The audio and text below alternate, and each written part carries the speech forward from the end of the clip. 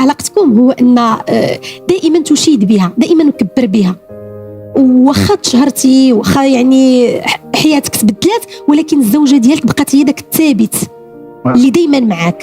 شوف انا كنعطي واحد النصيحه للناس اللي كيبغيو يبدلوا المراه فاش تيدير يرقع راسو شي شويه ويتشهر ويزيان ويتبوقص ويبدا يتبعصص، كنعطيه نصيحه حتى تبقى هذيك المراه اللي عندك في الدار هي اللي خلاتك انت توصل بالتضحيات ديالها.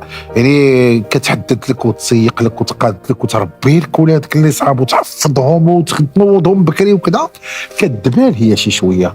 هو فاش يشوف راسو في المرايه تبوكس وزيان كتبان له هي شي حبق شي وريضات. انا تنعطيه نصيحه تهلا فيها وتهلا فيها وديها للعمره، كانت غليظه دير لها الريجيم ودير لها السبور ودير لها ولبسها وقاده تدي غير ربي غادي يزيدك. وإلا زدتي على مرأة ربي غيزيدك عذاب في عذاب.